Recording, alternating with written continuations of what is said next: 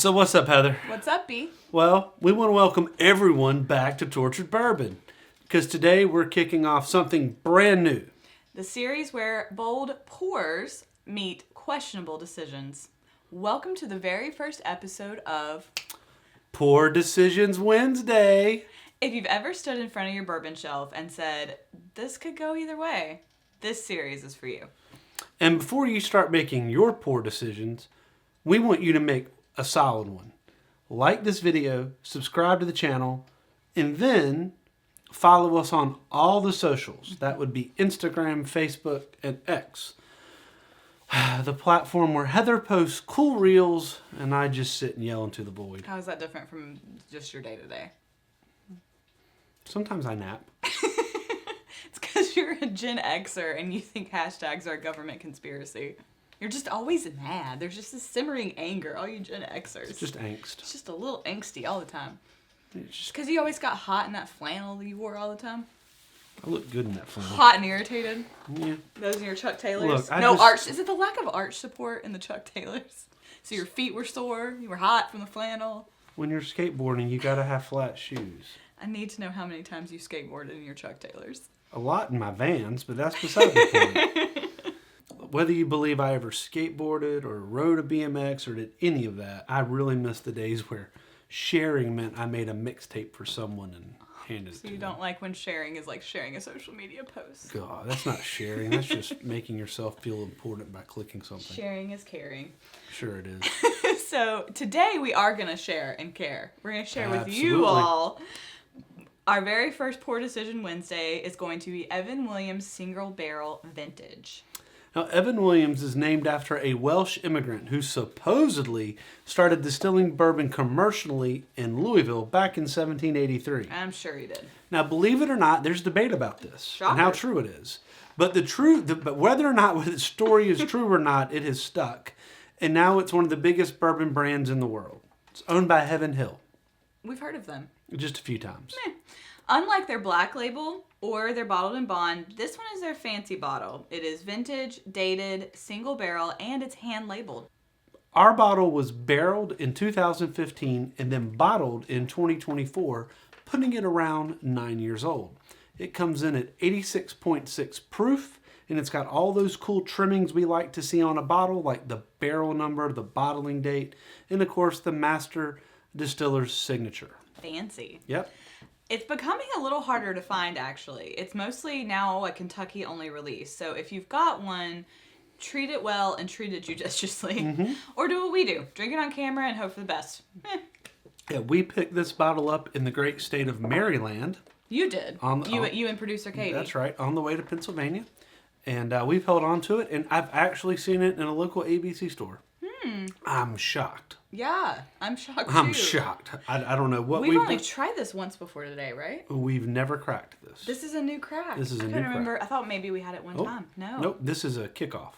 So on the nose, we're supposed to get sweet oak, caramel, and some charred wood right away. Oh, wow.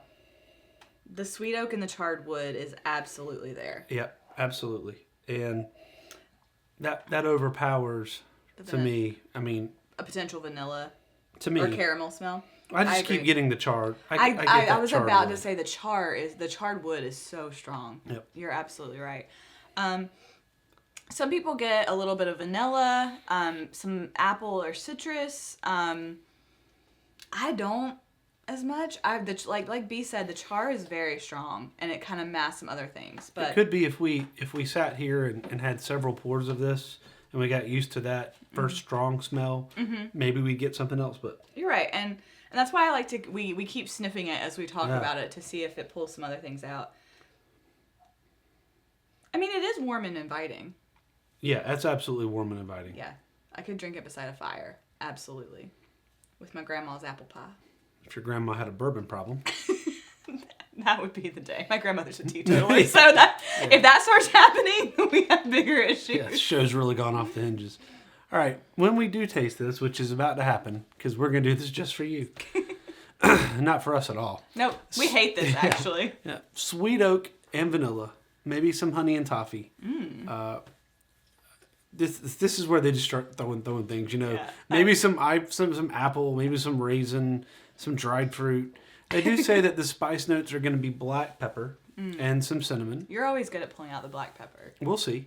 And it's supposed to have a medium-bodied mouthfeel with a gentle spice on the back end. It's coming in at 86.6 proof, as we've stated.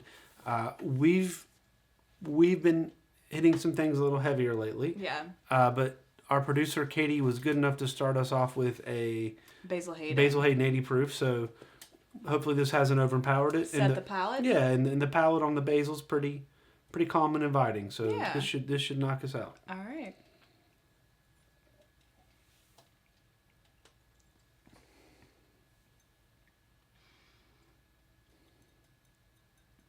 It doesn't... I wouldn't have guessed necessarily that it was an 86 proof. Why? I don't know. To me, it tastes a little bit stronger than that. But I think maybe that's the oak. I think there's a little bit of smoke in there. Mm-hmm. I think that smoke and the pepper. Wow, there's a lot of pepper and smoke on the finish. Yeah. I think the pepper and smoke kind of fool you. Fool you's the wrong word. I apologize. It's okay. The pepper and smoke give you an intensity flavor. It's a heat. Yeah. And you're not, it's like, sometimes Yeah. it can manifest, you wonder, is it like a proof heat Yeah, yeah. or is it like a flavor Or is heat? it rye heat? Yeah. You're right. But no, B is right. The smokiness is absolutely there. And I see what they mean. Another tasting note was a gentle cinnamon tingle. So it's that, the tingle there. It's not necessarily a strong cinnamon flavor, but it's like how that spice kind of leaves your tongue sometimes. B's like, I'm not buying that one.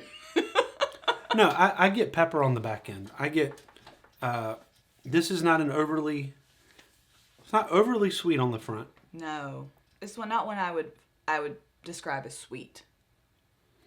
There's that little bit of hint of vanilla and caramel that it's just bourbon, but I would say the distinguishing characteristic here in both, and you noted it, in both the aroma and the palate, is that char, smoky oak.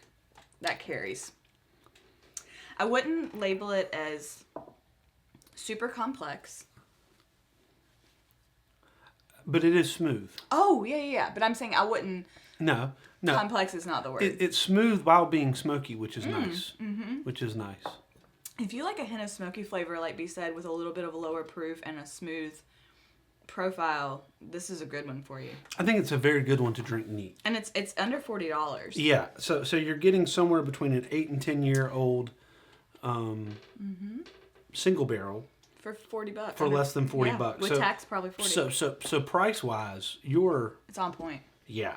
And I wanted to quickly what B said a minute ago. It's a good one to drink neat. I completely agree with you because I think it would overpower the smoky flavor. Would overpower a cocktail, unless you're purposely making a smoky type of cocktail. But if you're making a smoky cocktail, sometimes you're going to want something a little higher proof too. Right. Also, right? So I think this is really good. If you want an introduction into drinking a neat bourbon, bourbon neat, that's a neat bourbon, that gives you something a little different. I think this is a great jumping off point. Which is This is a great way to interesting. start your night, quite frankly. He's exactly right. It's a lower proof. And it's interesting you say that because I think we said something very similar about the Evan Williams Bottled and Bond. About how that's another good one to start on. Yeah, and I mean at $35, like you said, we Jump on it. paid $37.99 federal credits for this bottle. We did. So I think the MSRP comes in a little under that because I was in a non-ABC state. But I don't think it was marked up too high. There's a nice vanilla there at the end. A little bit, yeah. A little nice vanilla. It's a hint. How you doing, Vicar? Yeah, right there. It's be good with pork. Yeah. I've just decided bourbon is just made for smoked meats. No, but this would be good with pork. It would be very good. I agree. Get the fire pit going, smoke some pork. So this is where I'm going to struggle because I think that's a pretty good buy at $37.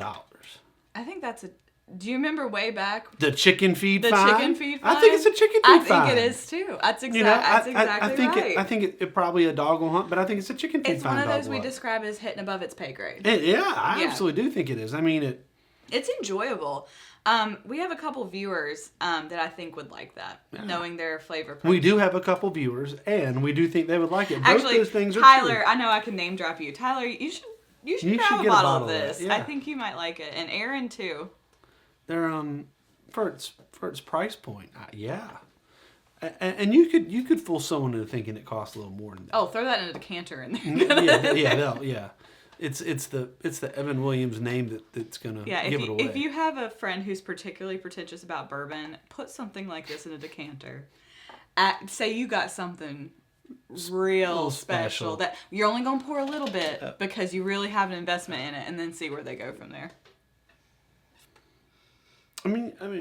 Yeah, I think it's a chicken feed find because of the price versus the quality. I knocked it out. Yeah, I really liked it. B did not dislike this. I liked it. I have to go back to the starter for our cheers.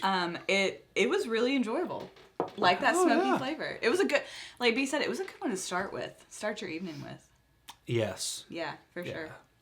It's a good pre-dinner drink. Yeah, absolutely. Although we would drink a lot of things pre-dinner drinks. That's true. All right. Anyway, go if you see it out, grab it. Absolutely. For that price, 100%. Yep. And on that note, until our next Poor Decisions Wednesday. Poor Decisions Wednesday. Cheers, y'all.